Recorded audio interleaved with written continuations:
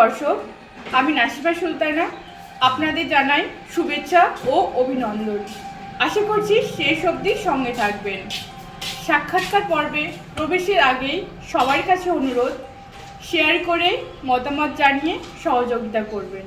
তাহলে আগামীতেও গুণীজনদের জীবন সম্পর্কে জানতে, তাদের সম্মান জানাতে ও সুস্থ জীবন গড়তে ও সমাজ গড়তে মানবিক সংগঠন উদয়ের পথে এই প্রয়াস সার্থক হবে।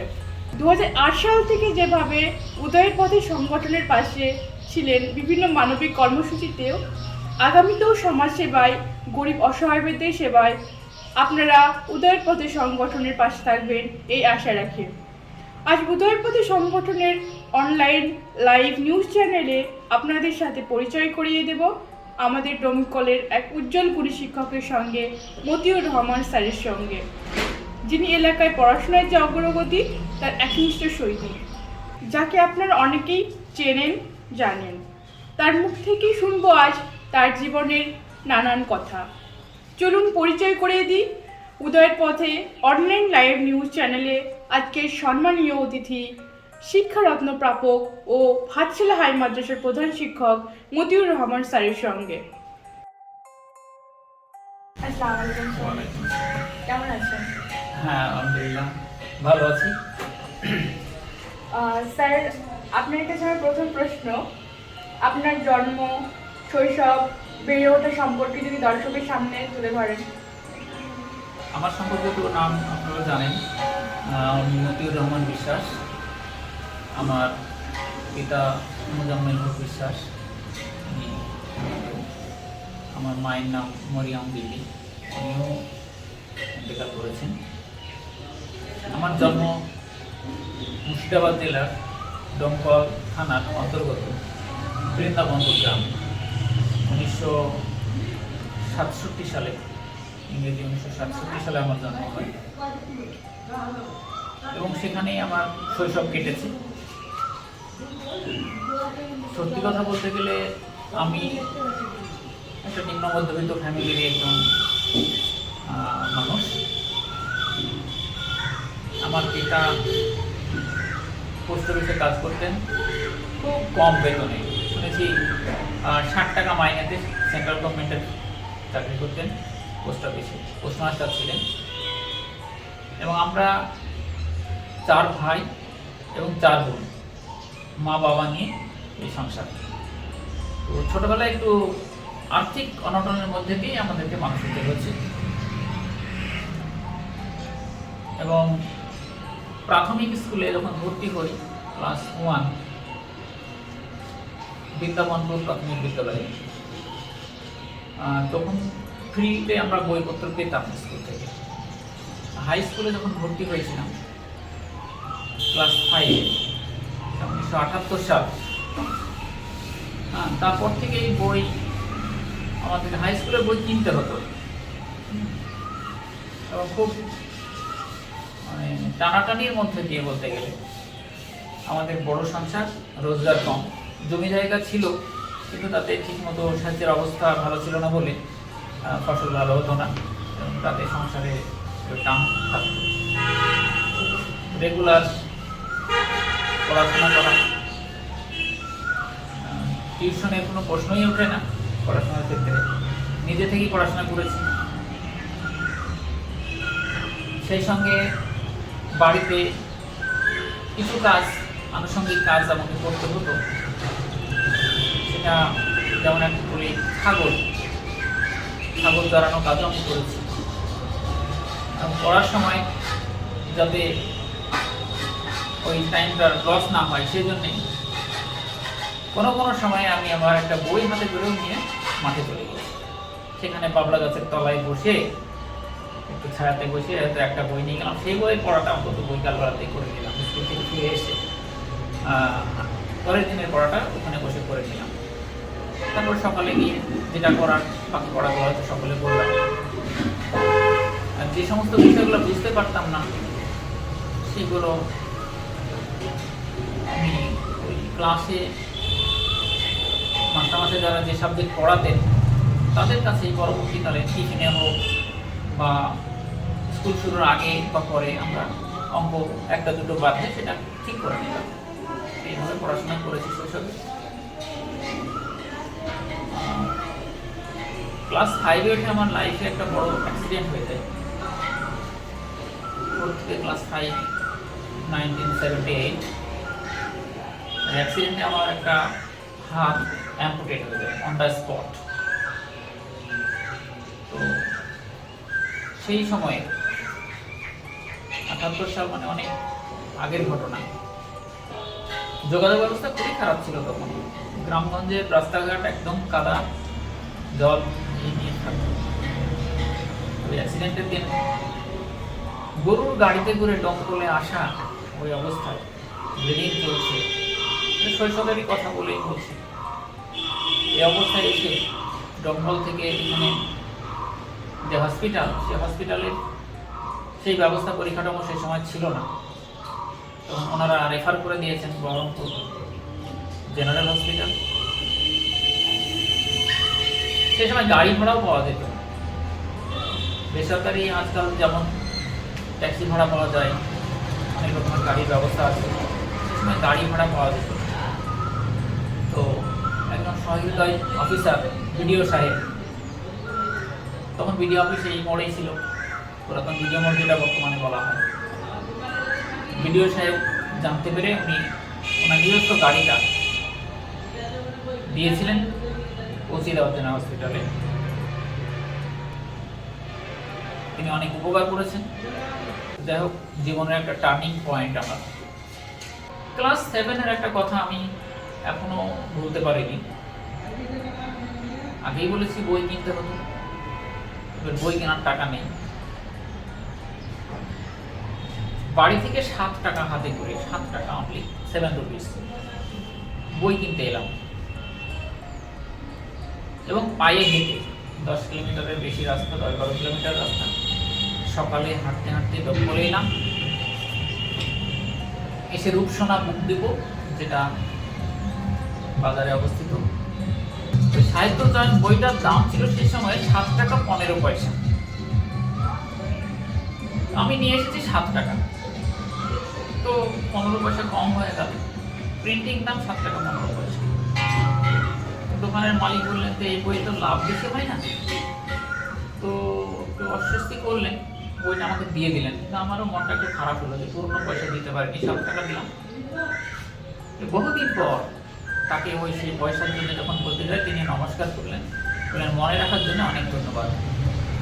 হ্যাঁ, আমি তাকে শ্রদ্ধা করি, তিনিও একজন শিক্ষামূলক ব্যক্তি। স্যার, কোন শিক্ষা কেন্দ্র থেকে প্রাথমিক, মাধ্যমিক, স্নাতকোত্তর ও অন্যান্য বিষয়ে পড়াশোনা করেছেন? আমি Brindabanpur high school primary school থেকে বৃন্দাবনপুর প্রাইমারি স্কুল থেকে ক্লাস 4 পর্যন্ত পড়াশোনা করেছি এবং বৃন্দাবনপুর জুনিয়র হাই স্কুল, সেখান থেকে 8ম শ্রেণী পর্যন্ত পড়াশোনা করেছি। 9ম এবং 10ম শ্রেণী কুশাবাড়িয়া হাই স্কুল, সেখান থেকে পাশ করেছি। মাধ্যমিক পাশ করার পরে আমি উচ্চ মাধ্যমিকে ভর্তি হয়েছিলাম ডম্বল পিটি হাই স্কুল। তারপর অনার্স নিয়ে জিয়াগঞ্জ শ্রীপদ সিং কলেজে বিএ ভর্তি হয়েছি।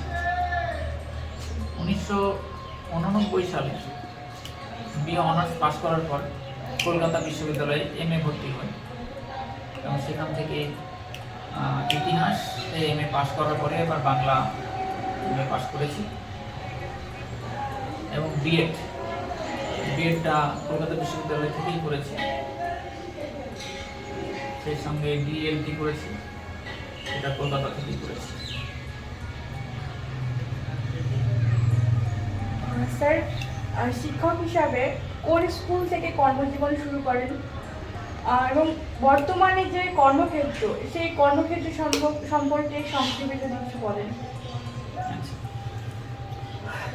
কর্মক্ষেত্র বলতে গেলে আমি প্রথমেই উচ্চ মাধ্যমিক পাশ করার পরেই একটা কাজে, শিক্ষকতার কাজ, যেটা non formal education centre DPI থেকে অ্যাপ্রুভ করে ডিআই অ্যাপয়েন্টমেন্ট নিয়ে আমি জয়েন করেছিলাম 1986 সালে। সেখানে 90 সাল পর্যন্ত 90 সাল পর্যন্ত সেই নন ফর্মাল এডুকেশন সেক্টরের ইনস্ট্রাক্টর ছিলাম। ডিআই অফিস থেকে মানি অর্ডার করে মাইনে পাঠাতে 105 টাকা, যেটা অনারিয়াম। তারপরে আমি অ্যাসিস্ট্যান্ট টিচার হিসাবে যোগদান করি বৃন্দাবনপুর হাই স্কুল, যেটা আমার প্রথম জুনিয়র হাই স্কুল ছিল। পঠন করেছি, পড়াশোনা করেছি বৃন্দাবনপুর হাই স্কুলে। 1992 সালে আমি জয়েন করি সহশিক্ষক হিসাবে, এবং পরবর্তীকালে এসএসসির মাধ্যমে 2007 সালে বর্তমান কর্মক্ষেত্র পাঠশালা হাই মাদ্রাসা, এই হাই মাদ্রাসায় আমি 17 বছর চাকরি করছি প্রধান শিক্ষক হিসাবে। তো এখানে ছাত্রছাত্রী, অভিভাবক, শিক্ষক শিক্ষিকা নিয়ে আমাদের একটা সোসাইটি আছে, একটা সমাজ। প্রত্যেকের সঙ্গে, প্রত্যেকটা অভিভাবক এবং গার্জেনদের সঙ্গে আমাদের ফোনে কন্ট্যাক্ট আছে।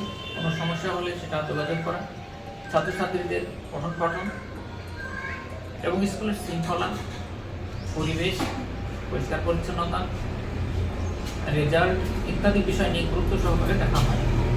এবং আমরা কয়েকবার মাধ্যমিকের রেজাল্টের ভিত্তিতে আমরা কয়েকবার পুরস্কারও পেয়েছি সরকারের পক্ষ থেকে ভালো রেজাল্টের জন্য। এবং একসময় এই স্কুলটা খুব উন্নত মানের ছিল না, কিন্তু এখন ডোমকলে অনেকেই জানেন যে ভাতশালা হাই মাদ্রাসা একটা বিশেষ জায়গা অবস্থান করছে, যার জন্য বিভিন্নভাবে বিভিন্ন সময় আমরা পুরস্কৃত হয়েছি। যেমন 2016 সালে কৃতি শিক্ষক হিসাবে সম্বর্ধনা দিয়েছে জেলা থেকে। 2018 সালে নির্মল বিদ্যালয় পুরস্কার পেয়েছি। 2022 সালে শিক্ষারত্ন পুরস্কার, যেটা সকলের জানা। স্যার, ফিজিক্যাল চ্যালেঞ্জ পরিবার, শিক্ষা জীবন এবং কর্মজীবনে কোনো রকম প্রতিবন্ধকতার শিকার হয়েছেন? এমন কোনো ঘটনা আপনার জীবনে ঘটেছে সেটা দর্শকের সামনে তুলে ধরেন? না, বলতে গেলে আমার পরিবার তো খুবই ভালোভাবে আমাকে তো করেছেন, মানে সহযোগিতা করেছেন। আমি প্রতিবন্ধী হিসাবে যতটুকু সম্ভব তারা সহযোগিতা করেছেন, বিশেষ করে পড়াশোনা, চলাফেরা ইত্যাদি বিষয় নিয়ে প্রথম দিকে। পরবর্তীকালে আমি নিজে স্বয়ংসম্পূর্ণ হয়ে গেছি এবং আমি সমস্ত কাজ, আমার কাজ আমি নিজেই করি। এবং পরিবার, শিক্ষা জীবনে, ছাত্রছাত্রী, মানে শিক্ষা জীবনে, কর্মজীবন, যেটা সব ক্ষেত্রেই আমি একটা কথা আছে যে ডিসেবলড আর ডিফারেন্টলি এবল। হ্যাঁ, মানে বিশেষভাবে সক্ষম যাকে বলা হয়, বিশেষভাবে সক্ষম। একদিকে অক্ষম, আরেকদিকে সক্ষম। প্রত্যেকটা মানুষ, একটা মানুষ সব দিক থেকে সক্ষম হয় না। তো সেক্ষেত্রে প্রতিবন্ধকতাটা আমাকে কোনো বাধা হিসাবে মনে হয়নি।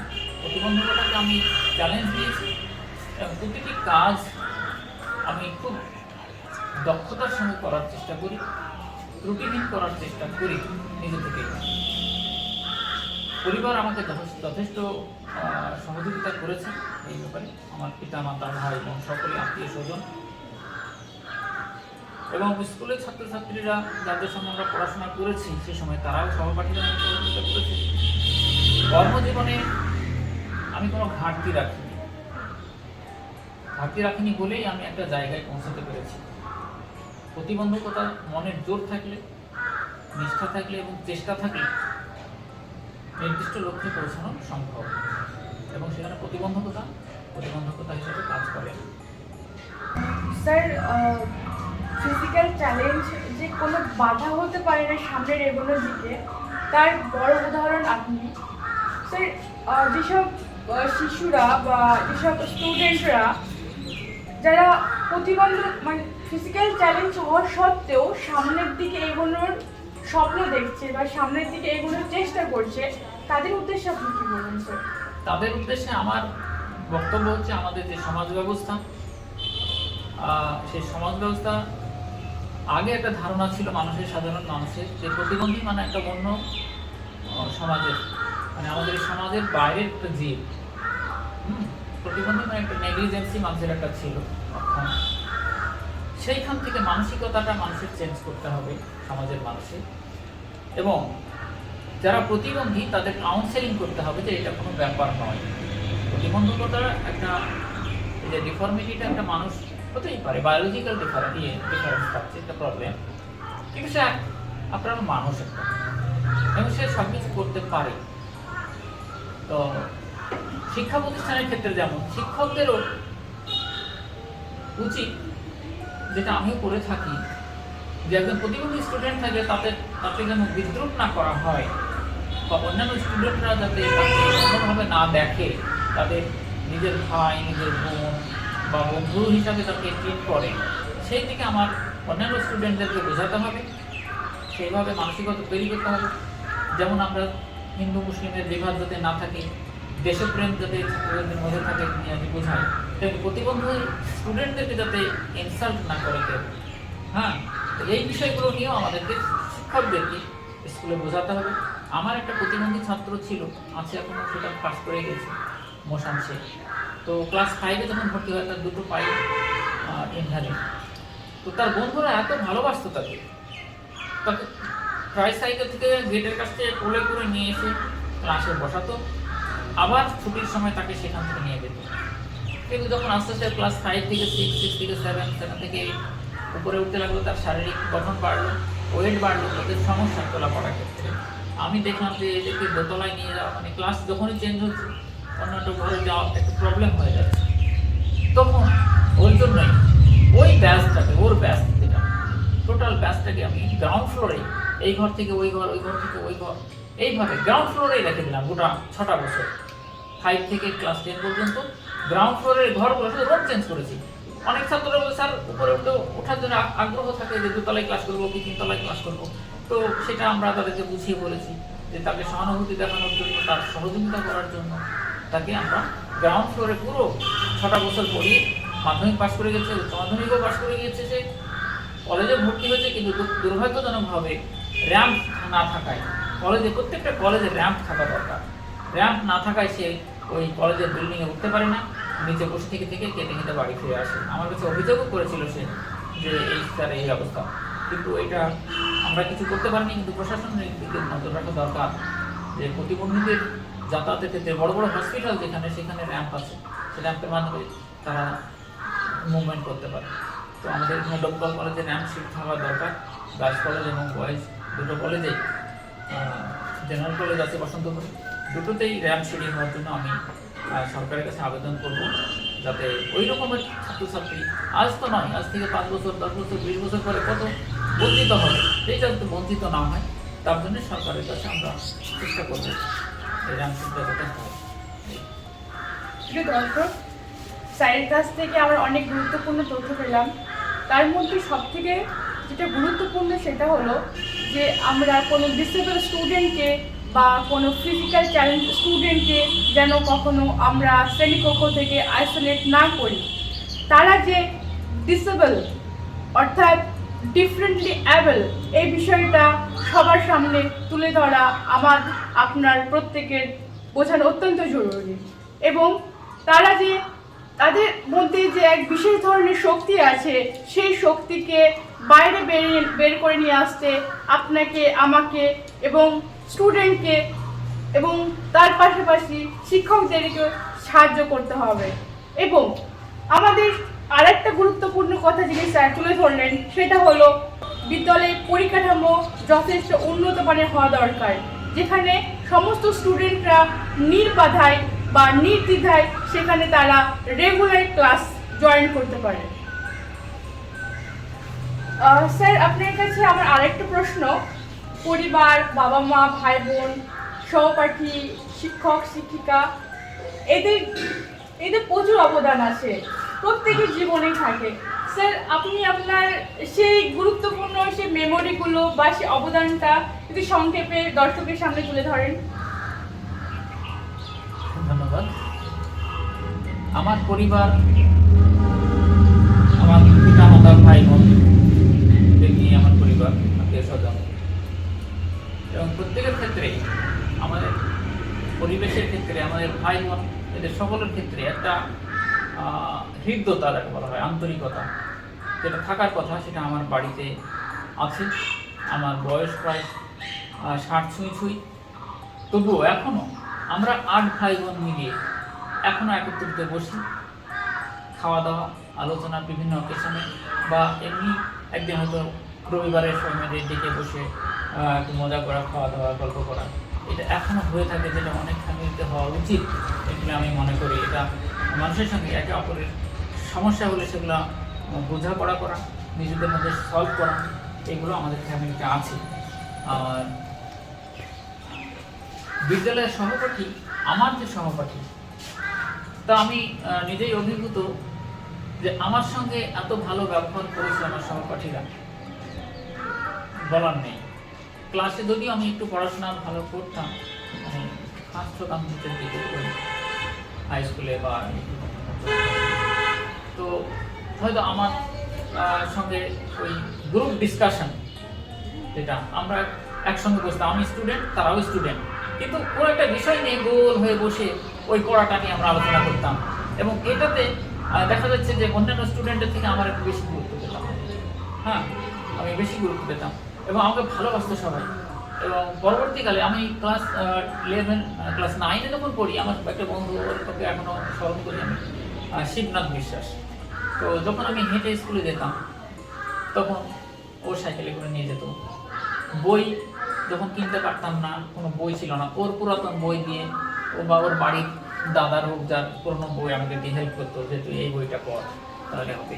কিন্তু এইভাবে পড়েই কিন্তু রেজাল্ট ভালো করেছি আমি। নতুন বই, টিউশন বা ব্যাগ, ছাতা, এইসবের আমার কোনো প্রয়োজন হয়নি সেই সময়, মানে পাইনি তাই প্রয়োজন হয়নি। তো বিষয়টা হচ্ছে এই যে সহপাঠীদের সহযোগিতা আমি যথেষ্ট পেয়েছি। আমার শিক্ষক হিসাবে বেশ কিছু শিক্ষক যাদেরকে আমি এখনও স্মরণ করি, তার মধ্যে ডোমকল বিটি হাই স্কুলের মাননীয় প্রধান শিক্ষক, ওনাকে সিলভার শিক্ষক হিসাবেও দেখেছি, প্রধান শিক্ষক হিসাবেও দেখলাম। উনি একজন আদর্শ আমার কাছে, ওনার কাছে অনেক শিখেছি। উনি যখন রাষ্ট্রপতি পুরস্কার পেলেন আমাদের আতাউর রহমান সাহেব, সেই দিনই আমাকে ফোন করে বললেন যে মোদি, আমি সিলেক্টেড হয়েছি, এই ব্যাপারে দেখা করেছি। পরের দিন সকালবেলায় গিয়ে তার সঙ্গে দীর্ঘক্ষণ বসে তার দমকলের বাড়িতে আলোচনা, আমার খুব ভালো লেগেছে। আমি তাকে শ্রদ্ধা করি। হাই স্কুলে যখন পড়েছি, কয়েকজন শিক্ষক আমাকে যথেষ্ট সহযোগিতা করেছেন। তার মধ্যে হেফাজুদ্দিন বিশ্বাস মাস্টারমশাই, আব্দুল জলিল বিশ্বাস মাস্টারমশাই এবং আরও কয়েকজন শিক্ষক, যারা আমাকে ওই স্পেশালি পড়াতেন। মানে যেটা বলেছিলাম যে কোনো জায়গায় কোনো ঘাটতি আছে কিনা, এমনকি আমার বাড়িতে এসেও খোঁজ খবর নিতেন, ঠিকঠাক পড়াশোনা করছি কি করছি না। আমার খুব ভালো লেগেছে, আমি অভিভূত তাদের ব্যবহার এবং তাদের সহযোগিতা। প্রিয় দর্শক, ইচ্ছা শক্তি যে সব থেকে বড় গুরুত্বপূর্ণ, বা ইচ্ছা থাকলেই যে সামনের দিকে এগোনো যায়, সেটা যুগ যুগ ধরে প্রমাণিত হয়ে আসছে, সেটা আবারও প্রমাণিত হলো।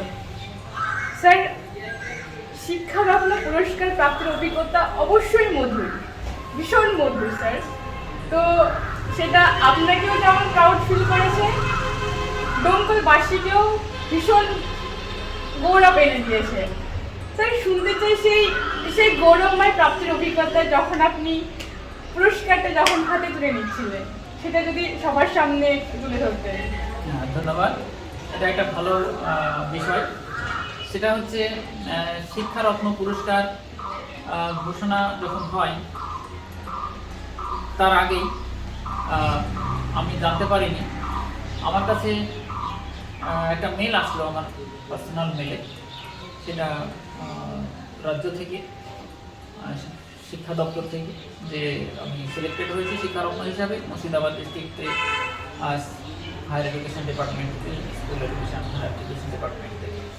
তো মেলটা আসার কয়েক মিনিট পরে DI sir, DM sir wish করে চিঠি করলেন, এবং বিভিন্ন জায়গা থেকে শিক্ষা দপ্তরের বিভিন্ন আধিকারিক বৃন্দ তারা আমাকে কনগ্রাচুলেশন জানালেন, এবং 5ই সেপ্টেম্বর যে শিক্ষারত্ন দেওয়া হবে তার আগেই 3 তারিখে যখন আমি জানতে পারলাম তখনই এটা চারিদিকে প্রচার হয়ে গেল এবং আমার খুবই ভালো লেগেছে সেটা।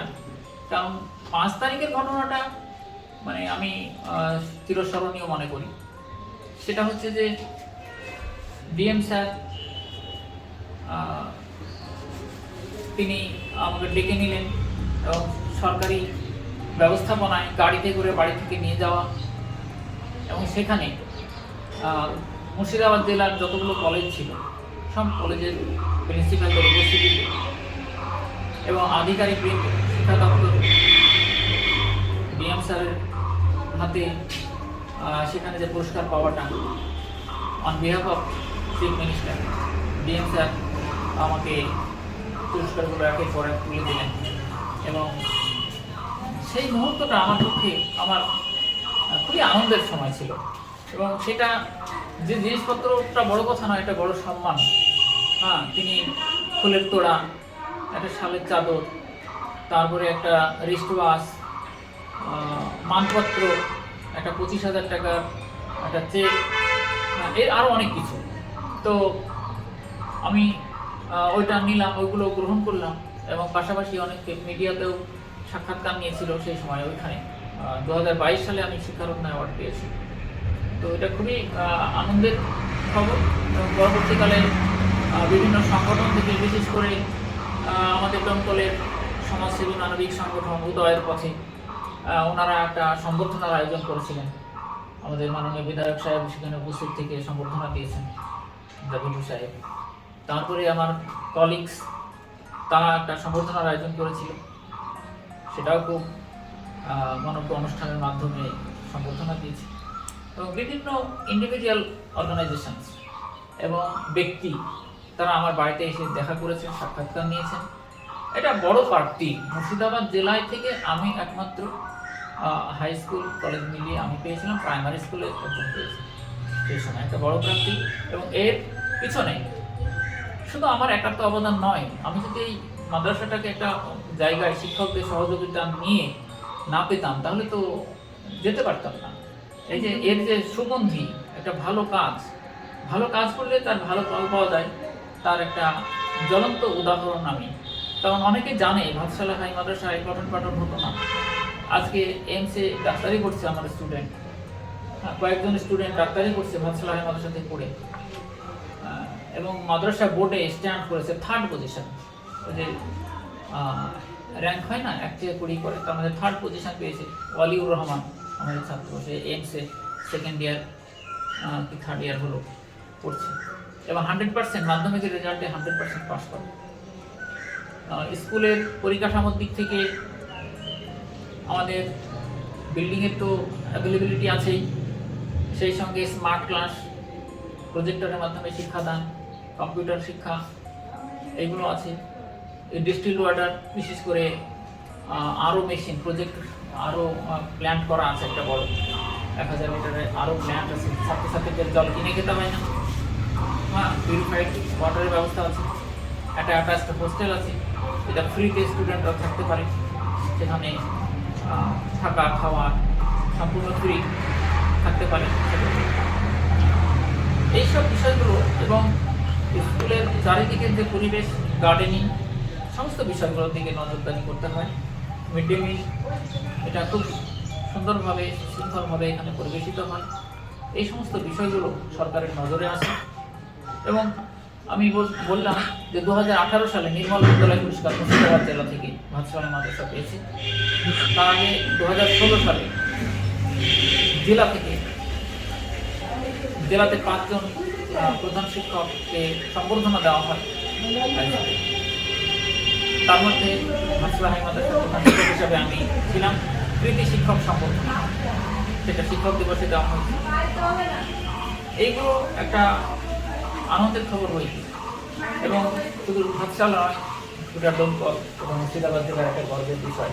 আরও যাতে আমরা এই প্রতিষ্ঠানকে ভালো জায়গায় নিয়ে যেতে পারি, তার জন্য আমরা সকলে মিলে চেষ্টা করব। স্যার, বর্তমান সময়ে পরিবেশে বদলে যাওয়া শিক্ষা পাঠ্যক্রম, শিক্ষাদান, মূল্যায়ন পদ্ধতি, শিক্ষার পরিবেশ, বিভিন্ন বিষয়গুলো যে বদলে গেছে তা বিষয়ে আপনার অভিমতটি কী স্যার? এই বিষয়ে সিলেবাস, কারিকুলাম ইত্যাদি বিষয় নিয়ে সরকারি একটা নীতি থাকে, একটা কমিশন হয়, সরকারি বিশিষ্ট শিক্ষাবিদদের নিয়ে বসে সিলেবাস তৈরি করা হয় এবং তারা খুব উচ্চ দরের মানুষ, বিশেষ করে আইএএস অফিসার থাকে, WCS থাকে, অন্যান্য শিক্ষানুরাগী ব্যক্তি থাকে, তারা পাঠ্যক্রমগুলো তৈরি করে এবং আমাদের যে পাঠ্যক্রম তৈরি হয় সেটা পরিবেশ পরিস্থিতির সঙ্গে সামঞ্জস্য রেখে। আমরা যখন পড়াশোনা করেছি, মাধ্যমিক উচ্চ মাধ্যমিক যখন পড়েছি, তখনকার যে বই, যে সিলেবাস, বর্তমানের যে বই, যে সিলেবাস, এর মধ্যে আমূল পার্থক্য আছে। যেমন উদাহরণ হিসেবে বলা যায় যে মাধ্যমিকে 102 পেতে হতো 3টি সাবজেক্টের গ্রুপ সিস্টেম ছিল, 3টি সাবজেক্টের গ্রুপ ছিল 102, 102 আর 68, মানে দুটো সাবজেক্ট হলে 68, মানে 34 করে পেতে হবেই গড়ে। সেইটা মানটা নামিয়ে দেওয়া হয়েছে 25 করে পেতে হবে, 25 নম্বর পেলে পাস, এবং 25 নম্বরের মধ্যে 10 নম্বর প্রজেক্ট বা মৌখিক যাই হোক একটা নম্বর স্কুলের আন্ডারে আছে, তাহলে লিখিত নম্বরে 15 আর মৌখিক বা প্রজেক্টের উপরে 10, প্র্যাকটিক্যাল 25 নম্বর পেলে পাস। এক্ষেত্রে হচ্ছে কি, পলিসিটা হচ্ছে যে অ্যাভারেজ পাসটা যেন 100% হয়, সেই লক্ষ্যেই সিলেবাসটাকে একটু মডিফাই করা হয়েছে। তবে এই সিলেবাসটাকে হাতে রেখে যদি আমরা আনুষঙ্গিক বিষয়গুলো নিই এবং একটু কোয়ালিটি এডুকেশন দেব মনে করি ছাত্রছাত্রীদের, শিক্ষকরা যদি একটু অ্যাক্টিভ থাকে তাহলে এখান থেকেও ভালো ছাত্র তৈরি করা যাবে। সিলেবাসে চাপ নেই, পাস নেই, ছাত্রদের পড়ার মানসিকতাটা থাকছে না, এটা হচ্ছে বড় সমস্যা। এবং সরকারি স্কুলে বিশেষ করে ভর্তি হচ্ছে বছর বছর অটোমেটিক পাস হয়ে যাওয়া, পরীক্ষা হয়তো দিচ্ছে না, কিন্তু একটা পোর্টাল সিস্টেম হওয়াতে একটা সমস্যা হয়ে গেছে যে অটোমেটিক পাস হয়ে যায়।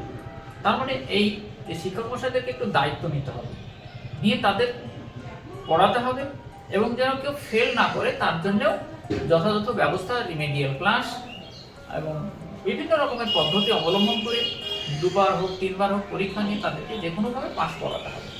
এখানে হায়ার এডুকেটেড হওয়ার ক্ষেত্রে, ভালো রেজাল্ট করার ক্ষেত্রে একটু স্পেশালি যেগুলো মেরিটোরিয়াস স্টুডেন্ট তাদের জন্য স্পেশাল কেয়ার নেওয়া, ক্লাসের মাঝে বা রিমেডিয়াল ক্লাস যেমন দুর্বলদের জন্য করা হয়, তেমনি স্পেশাল ক্লাস সবল ছাত্র যারা মেরিটোরিয়াস তাদের জন্য, সবল ছাত্র তাদের জন্য স্পেশাল ক্লাসের একটা আয়োজন করলে আমার মনে হয় একটা সামঞ্জস্যপূর্ণ ব্যবস্থা হয়। এক্ষেত্রে আমি নতুন শিক্ষা পদ্ধতির ক্ষেত্রে এটা পাশের হার বাড়ানো, এটা একটা বলা হয়েছে, কিন্তু আমাদেরও শিক্ষক সমাজকে দায়িত্ব নিতে হবে, তাদের মধ্যে থেকে যাদের ভালো মেরিট আছে তারা যেন একটা লক্ষ্যে পৌঁছাতে হবে, তার রাস্তা বের করে দিতে হবে। প্রিয় দর্শক, স্যারের বক্তব্য থেকে এটা আমরা স্পষ্ট বুঝতে পারছি যে আমরা কোয়ান্টিটির দিকে নজর দিতে গিয়ে যেন কোনোভাবেই কোয়ালিটি এডুকেশনকে যেন অবহেলার শিকার না করে ফেলি।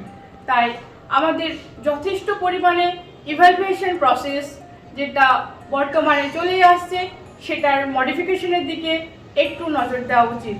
সেটা নজর দেওয়া উচিত না আপনাদের কাছে এই প্রশ্নটা তোলা রইল।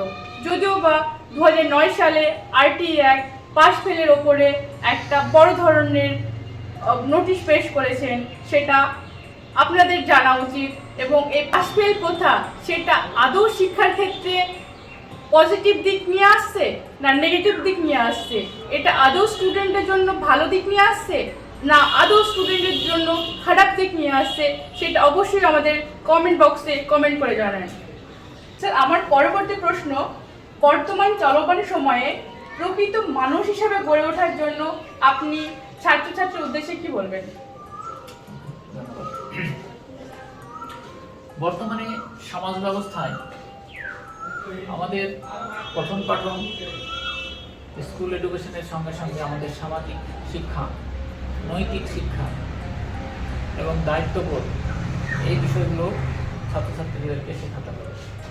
বিশেষ করে গুরুজনদের প্রতি আচরণ, পিতামাতা তাদের প্রতি যে দায়িত্ব, এবং সমাজের বিভিন্ন মানুষ যাদের সঙ্গে আমরা ওঠা বসা করি, যার যা সম্মান, তাকে যথাযথ সম্মান দেওয়া, উচ্ছৃঙ্খলা জীবনযাপন থেকে বিরত থাকা, এইসব বিষয়গুলো নিয়ে দেশের প্রতি আনুগত্য, দেশপ্রেম ভাবনা ছাত্রছাত্রীদের মধ্যে গড়ে তুলতে হবে।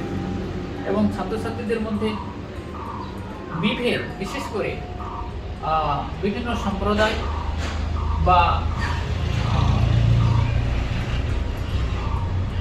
ধনী দরিদ্র বা বেটে বা লম্বা, কালো সাদা, এই যে ভেদাভেদ, কে কে নিম্ন শ্রেণীর, কে উচ্চ শ্রেণীর, কে ধনী লোক, যার অর্থ আছে তাকে একটা দেখা, গরিব মানুষকে তাকে অন্য চোখে দেখা, এই ধরনের মানসিকতা তাদের ছাত্রদের মধ্যে না গড়ে ওঠে।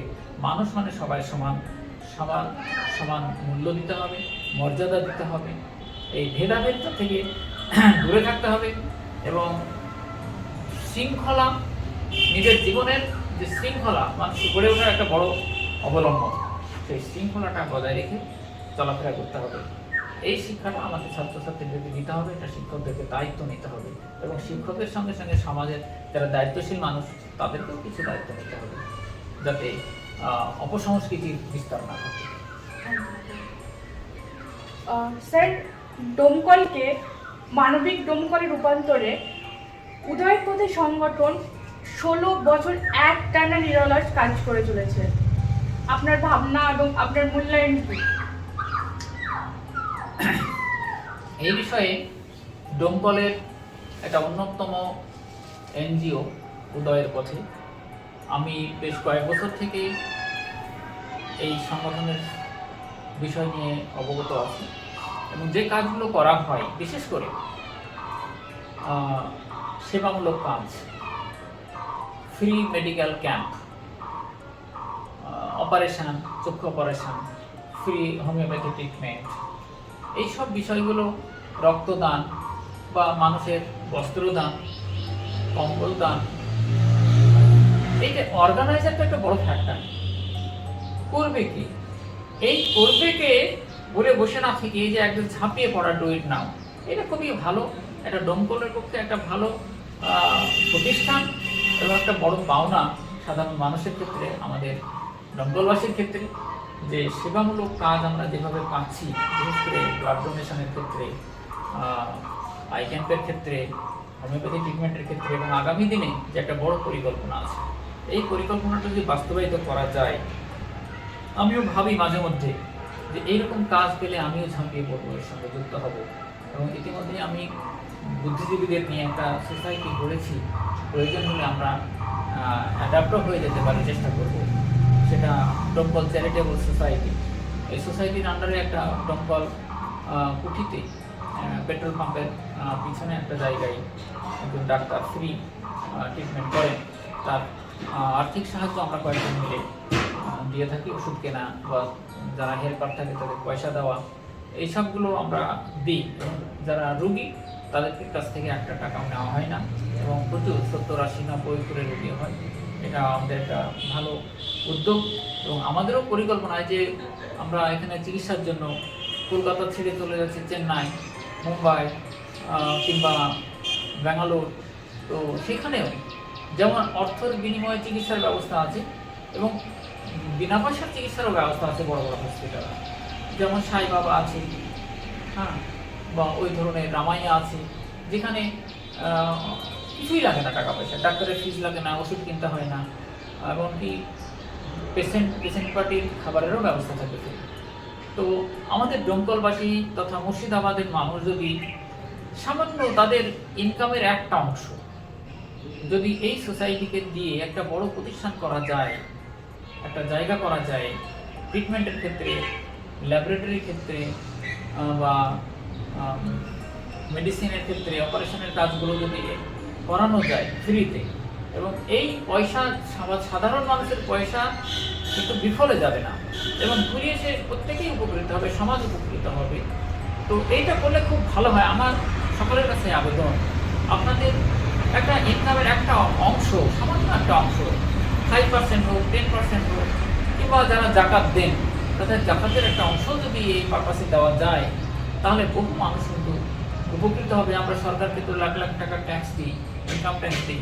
তো এটা যদি আমরা ওই জাকাতের ফান্ড থেকে, কিংবা যারা দানের খাতে দেন, দানের খাত থেকে কিছু কিছু টাকা দিয়ে এই প্রতিষ্ঠানকে এবং সঠিকভাবে সেটাকে ইউটিলাইজ করা যায়, তাহলে আগামী 5 বছর বা 10 বছরের মধ্যে একটা বড় জায়গায় আমরা ডমকল জায়গাকে নিয়ে যেতে পারবো, দমকলকে একটা ভালো জায়গায় নিয়ে যেতে পারবো, বিশেষ করে এই সেবামূলক কাজের ক্ষেত্রে। এবং যেটা চলে আসছে ধারাবাহিক, এটাও কিন্তু কম হচ্ছে না, যেটা হচ্ছে সেটা হচ্ছে, কিন্তু আরো বড় করে আশা করব সকলের সহযোগিতা এবং এটাকে আরো বড় জায়গায় নিয়ে যাওয়া। যেমন একটা হসপিটাল হবে আগামী দিনে, বিশেষ করে ডমকলে প্রচুর ছাত্রছাত্রী যারা ডাক্তারি পড়ছে, প্রচুর, তারাই যদি সপ্তাহে 1 দিন 2 ঘন্টা, এ মাসে 1 দিন দিল, সময় দিল, তাহলে ডমকলের মানুষ দিয়েই এই হাসপাতাল চালানো যাবে বলে আমি মনে করি। তারা ফ্রি দেওয়ার মতো মানসিকতা তৈরি আছে আমাদের সমাজে, এমন লোক যারা আছে তাদেরকে নিয়েই আমরা এই পথে এগিয়ে যেতে পারবো। স্যার, আজকের যে অনুষ্ঠানটি, যদিও এখানটায় রাজনীতি পারপাস না, রাজনীতি কোনো টপিক নিয়ে আলোচনা করার জন্য নয়, তবুও একটা কথা না বললেই নয়, সেটা হলো বর্তমানে যে চলমান রাজনীতি, এই প্রেক্ষাপটে আপনি কি বলবেন? এটা একটা টাফ কোশ্চেন, কারণ হচ্ছে যে রাজনীতিটা হচ্ছে একটা সেবামূলক কাজ। আমরা ইতিহাসে দেখেছি দেশ স্বাধীন করার জন্য যারা রাজনীতি করেছেন তারা নিজের আত্মত্যাগ করেছেন, জীবন দিয়ে দিয়েছেন, সম্পত্তি সমস্ত দিয়ে দিয়েছেন। তাদেরকে আমরা স্মরণ করি, শ্রদ্ধার সঙ্গে স্মরণ করি। গান্ধীজি, নেতাজি বা অন্যান্য যারা আছেন, মৌলানা আবুল কালাম আজাদ, অনেকেই আছেন, নাম করতে অনেক হবে। তো তারা রাজনীতি করেছেন, সেবামূলক কাজের জন্য করেছেন, জীবন দিয়েছেন। অনেক রাজনীতিবিদ যারা তার পরবর্তীকালে স্বাধীন ভারতে অনেক রাজনীতিবিদ তারাও জীবন দান করেছেন, দেশের জন্য উৎসর্গ করেছেন। তো এই বিষয়ে যারা রাজনীতি করতে আসেন স্রেফ সেবামূলক কাজ বলে যদি আসেন, অলওয়েজ ওয়েলকাম। কিন্তু এটা কিছু পার্সেন্ট মানুষের হয়তো ব্যক্তি আত্মকেন্দ্রিকতা থাকে, যেটা সমাজের ক্ষেত্রে ক্ষতিকর, সেটা না হয় বাঞ্ছনীয়। যদি সমাজকে সেবা করার মানসিকতা থাকে, সেই শুভ বুদ্ধি সম্পন্ন মানুষ তারাই রাজনীতিতে আসুন, যাদেরকে নিয়ে মানুষ গর্ব করতে পারবে, সারা জীবন মনে রাখবে, মৃত্যুর পরেও তারা অমর হয়ে থাকবে। স্যার, স্কুল জীবনে, শিক্ষকতা জীবনে এবং ব্যক্তি জীবনেও এমন কোনো ঘটনা, এমন কোনো মধুর ঘটনা, এমন কোনো স্মৃতি যেটা আপনাকে বারবার মনের কোণে নাড়া দেয়, সেটা যদি আমাদের দর্শকের সামনে তুলে ধরেন। স্কুল জীবনে আমি তো এর আগে বলেছি, অনেক কথা বলেছি। তো স্কুলে পড়াশোনাকালীন একটা স্মরণীয় কথা কতগুলো বলি, ছোট ছোট 2-1টা কথা বলবো। প্রাইমারির একটা ঘটনা।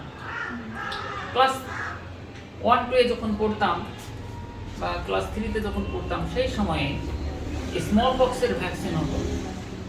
স্মল পক্স, যেটা এডওয়ার্ড জেনার একদম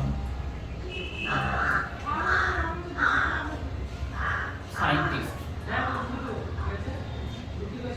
তিনি ভ্যাকসিন আবিষ্কার করেছিলেন। তা আমরা পরবর্তীকালে পড়েছি গল্পতে, কনকারার অফ স্মল পক্স। তো সে সময় স্কুলে ভ্যাকসিন দিতে আসতেন।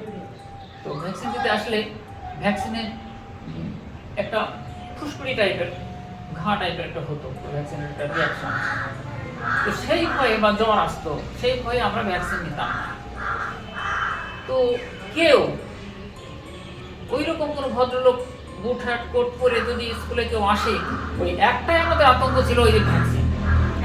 আর সব ডেড ছুট, বাউন্ডারি থাকতো না প্রাইমারি স্কুলে, আর যে যেমন পারতো বই সিলেট নিয়ে দৌড়িয়ে বাড়ি পালিয়ে যেত। তো একদিন শুনলাম যে ওরকম পালিয়ে যাচ্ছে সবাই, তখন মাস্টারমশাই দুজনকে ধরে নিয়ে এসে বসাচ্ছে, আর দুজন পালিয়ে যাচ্ছে, আবার দুটো নিয়ে এসে বসাচ্ছে, আবার দুটো পালিয়ে যাচ্ছে। পরে জানলাম উনি ইন্সপেক্টর এসেছিলেন স্কুল পরিদর্শন। তো এটা একটা ঘটনা। তো যাই হোক, একটা আতঙ্ক ছিল আমাদের সেই সময়ে। তো খুবই ভালো জিনিস যে আমাদের আর ওই স্মল পক্সের আতঙ্ক আমাদের এখন নেই, এখন অন্য ধরনের ব্যবস্থা আছে এবং সেই ভ্যাকসিনগুলো এখন টাইম টু টাইম স্কুলে দেওয়া হয় এবং আমাদের সেই আতঙ্ক কেটে গিয়েছে। বিশেষ করে একদম শুরু থেকেই যে ভ্যাকসিনগুলো হয়ে আসছে, এই করোনা বলে না, করোনা বাদেও আমাদের স্কুলে 9 বছর 15 বছর পর্যন্ত ভ্যাকসিনেশন হয়। এটা স্বাস্থ্য দপ্তরকে এই জন্য ধন্যবাদ। বিশেষ করে ডিপথেরিয়া, টিটানাস, কাশি এই ধরনের যে সমস্ত ভ্যাকসিনগুলো হয়ে থাকে, বুস্টার ডোজ দেওয়া হয়ে থাকে, এগুলো হচ্ছে। ছোটোবেলায় আমরা ওই আতঙ্কে একটা ছিলাম। আর পড়াশোনার ক্ষেত্রে তো তখন খুব ভয় পেতাম, মাস্টারমশাই পড়াশোনা করাতেন, কিন্তু পড়া না পারলে মারতেন। হ্যাঁ, এখন মারাটা মানে দৈহিক শাস্তি, মানসিক শাস্তি দুটোই বেআইনি করে দিয়েছে সরকার। তো এখন ভালোবাসার মাধ্যমে পড়াতে হবে ছাত্রছাত্রীদের। অনেকে সেই সময় মার খাওয়ার ভয়ে স্কুল থেকে পালিয়েছে, পড়া ছেড়ে দিয়েছে। আর এখন অবশ্য মার নেই, তবুও অনেকে অন্য কারণে ছাড়ছে। যেমন ধরুন ওই আর্থিক যাদের ঘাটতি আছে, তারা ইটভাটার শ্রমিক হিসেবে চলে যাচ্ছে, ইত্যাদি ইত্যাদি ক্ষতিকর। প্রিয় দর্শক, আমাদের পড়াশোনার পাশাপাশি এই দিকটাও নজর দিতে হবে। স্কুল ছুট বাচ্চা, স্কুল ছুট স্টুডেন্ট, কোন কোন এরিয়ায় কোন কোন বাচ্চাগুলো প্রপার এডুকেশন পাচ্ছে না বা তারা স্কুলে যাচ্ছে না, সেই সব বাচ্চাগুলোকে আইডেন্টিফাই করা এবং তাদেরকে আবার নিয়মিত স্কুলে পাঠানোর ব্যবস্থা আমাদের করতে হবে, টিচারদের করতে হবে এবং আপনাকে করতে হবে। এটা একজন সচেতন নাগরিক হিসাবে আপনার দায়িত্ব, আমার দায়িত্ব, প্রত্যেকটা শিক্ষকের দায়িত্ব। স্যার, আপনার কাছে আমার পরের প্রশ্ন। স্যার, যার শুরু আছে তার শেষ আছে, যার সৃষ্টি আছে তার ধ্বংস আছে। স্যার, আপনি অ্যাজ এ শিক্ষক হিসাবে বা অ্যাজ এ টিচার হিসাবে আপনি জয়েন করেছেন, তো প্রকৃতির নিয়মে একদিন আপনাকে রিটায়ার করতে হবে বা স্কুল ত্যাগ করতে হবে। আপনি কি কখনো ভেবে দেখেছেন স্যার এই অবসর সময়টা আপনি কি করে কাটাবেন বা কোন কাজের মধ্যে দিয়ে নিজেকে ইনভলভ রাখবেন? অবসর সময় আমার অবসরের আর 2-2.5 বছর টাইম আছে। যদি বেঁচে থাকি 2.5 বছর পরে হয়তো আমাকে শিক্ষকতা থেকে অন্য কোনো পেশায়, বিশেষ করে সেবামূলক কাজে যুক্ত হতে হবে। কিছু তো করতে হবে, হ্যাঁ, কিছু একটা করতে হবে। তো আমি আগে থেকেই টুকটাক সেবামূলক কাজ করি, সেক্ষেত্রে আরও একটু বেশি সময় দিতে পারবো সামাজিক কাজে।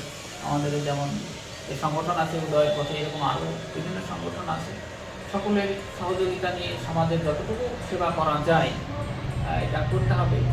আর অবসর জীবনে এমনি মানুষের তো সময়ের অ্যাভেলেবিলিটি আছে, কিন্তু শারীরিক সুস্থতারও প্রয়োজন আছে।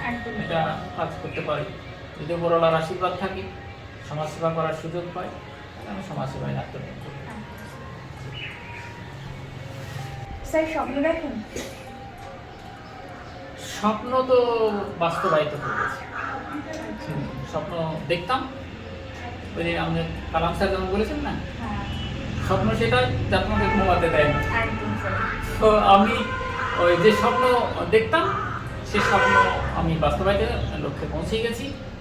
এখন স্বপ্ন একটাই, সেটা হচ্ছে আমি সমাজকে কতটা কী করতে পারবো, আগামী দিনে সমাজের জন্য কী করতে পারবো, এইটা এখন স্বপ্ন। আমার নিজের স্বপ্ন শেষ হয়ে গেছে, মানে যেটা চেয়েছিলাম আমার লক্ষ্যে আমি পৌঁছে গেছি। আমার যেটুকু দাবি ছিল উপরওয়ালার কাছে সেটা আমাকে দিয়ে দিয়েছেন, সমস্ত কমপ্লিট।